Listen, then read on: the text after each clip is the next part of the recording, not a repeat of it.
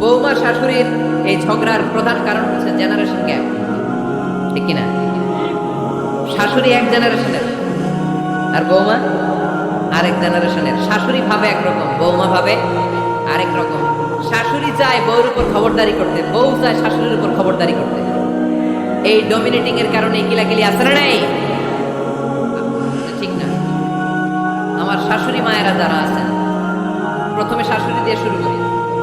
আমার মাইকের আওয়াজ যে ঘরগুলোতে যায়, আমার শাশুড়ি মাদেরকে বলবো, বউদের উপর অত্যাচার করবেন না। ছেলেরে প্রশ্ন করে, তোর কাছে তোর বউ বড় না আমি বড়? আছে না নাই? এটা একটা প্রশ্ন হইল। তোর বউ বড় না আমি বড়? দুইজনেই বড়। দেখ, ছেলে সুন্দর উত্তর দিচ্ছে, আমার কাছে ভালো লাগছে উত্তরটা শুনে। এক মা প্রশ্ন করছে, তোর এতদিন আমি লালন পালন করে বড় করলাম, জীবন যৌবন তোর জন্য শেষ করলাম, আজকে বউ পাইয়া বউ তোর আপন হয়ে গেল। এবার ছেলে উত্তর দিচ্ছে, মা, আমার মুখ থেকে মা ডাক শোনার জন্য তুমি কি কষ্টটাই না করছো জীবনে। 10 মাস আমার পেটে ধারণ করলো, খাইতে পারো নাই, বমি করছো, খালি ওষুধ খাইছো, তোমার পেট কেটে আমার বের করা হয়েছে, 2 বছর আমার দুধ খাওয়াইছো, পেশাব পায়খানা করেছো, পরিষ্কার করেছো। বয়স যখন 3-4 তখন তোমার আমি মা ডাকছি। এই মা ডাকটা শোনার জন্য তুমি এত কষ্ট করছো। আর আরেকবারের মাইয়া এই ঘরে আইসাই তোমার মা ডাকা শুরু করছে। যেই মেয়েটা তোমারে মা ডাকে সে আমার আপন হবে না কেন? মা, ঠিক কিনা? এই মা ডাক শোনার জন্য তুমি এত কষ্ট করলা, আমার লালন পালন করলা, 10 মাস পেটে ধরলা, পেশাব পায়খানা পরিষ্কার করলা, এরপরে মা ডাক শুনতে পারছো। আর আরেকবারের মেয়ে জানা নাই চিনা নাই এসেই তোমার ডাকা শুরু করছে মা। তো যে আমার বারে মা ডাকে তার স্থান তো আমার কলি যায়, ঠিক কিনা? শাশুড়ি আম্মারা যারা আছেন, প্লিজ বৌমাদেরকে কষ্ট দিয়েন না। অনেক শাশুড়ি আছে পান থেকে চুন খসলে রেগে যায়, পদে পদে স্ত্রীর ভুল ধরে, বউয়ের ভুল ধরে, আছে না নাই? এটা করবেন না। সে তো নতুন, আপনার অনেক এক্সপিরিয়েন্স হতে তার সময় লাগবে। তাকে সময় দিন, তাকে ভালোবাসুন, ঠিক কিনা?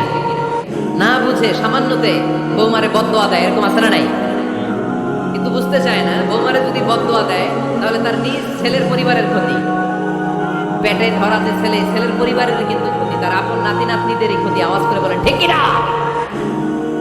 বৌমাকে বদদোয়া দিয়েন না। বৌমাকে নিজের মেয়ের মতো দেখবেন। সমাধান আমি দিচ্ছি। কেমন দেখতে হবে?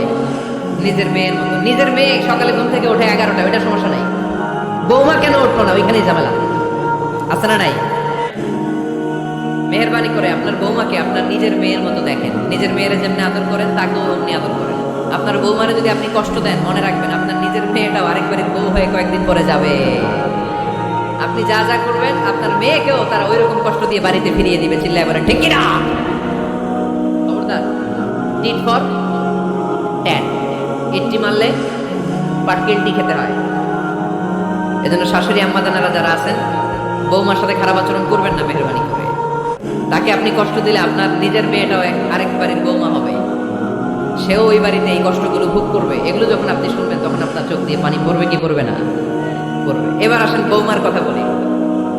বৌমা যারা আছেন মেহেরবানি করে, বৌমা যারা আছেন মেহেরবানি করে আপনার শাশুড়ি আম্মাকে নিজের মায়ের জায়গায় রাখবেন। আপনার বাড়ি ছেড়ে নতুন বাড়িতে আসছেন, তো এটাই তো আপনার বাড়ি। আপনার মা রেখে দিয়ে নতুন মা পাইছেন, এটাই তো আপনার মা। তো ওনাকে মায়ের জায়গায় বসাতে আপনার সমস্যাটা কোথায়? বৌমারা খেয়াল রাখবেন, আপনি আপনার শাশুড়ির সাথে যে আচরণটা করতেছেন, আপনার শেষ বয়সে আপনার ছেলের বিয়ে দেওয়ার পরে যে বৌমাটা আসবে ওই আচরণই আপনাকে ফিরিয়ে দিবে। The nature has its own return. প্রকৃতির একটা মাইর আছে, এটা শেষ মাইর, এটা শেষ খেলা। প্রকৃতির খেলা বড় খেলা। আপনি আপনার শাশুড়ির সাথে যে আচরণ করবেন, আপনার শেষ বয়সে আপনি একদিন শাশুড়ি হবেন, এটা মাথায় রাখবেন। ওই আচরণই আপনি ফিরে পাবেন। আওয়াজ করে বলতে হবে ঠিক কিনা? এজন্য 9 নম্বর পয়েন্টস হচ্ছে মিউচুয়াল রেসপেক্ট। সবাই যেন সবাইকে ভালোবাসি। দোষ ছাড়া মানুষ নাই, সবার দোষ আছে। আমরা যেন একে অন্যের দোষ না খুঁজি।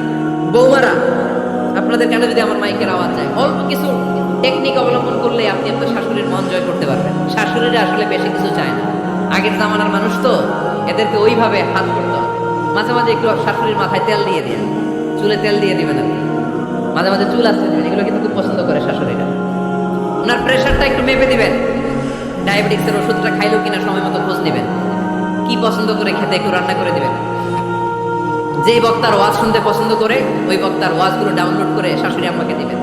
ইসলামী বই দিবেন, দেখবেন বয়স্ক নারীরা মাহফিল যেতে খুব পছন্দ করে, ওয়াজ শুনতে খুব পছন্দ করে, নবীদের কাহিনীগুলো শুনতে পছন্দ করে। বসায় বসায় একটু কাহিনীগুলো শোনাবেন।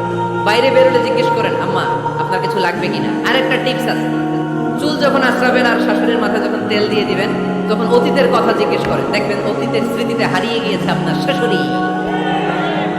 কে জিজ্ঞেস করবেন জানেন? জিজ্ঞেস করবেন, আম্মা জান মুক্তিযুদ্ধের সময় আপনার বয়স কত ছিল? ওই সময় মুক্তিযুদ্ধের সময় আপনাদের এলাকায় কি কি হয়েছিল মা? আরেকটা প্রশ্ন করবেন, মা বিয়ের সময় আপনি কেমন ছিলেন? ওই দিন দেখবেন বুড়ি আর বুড়ি নাই, জোয়ান হয়ে গেছে।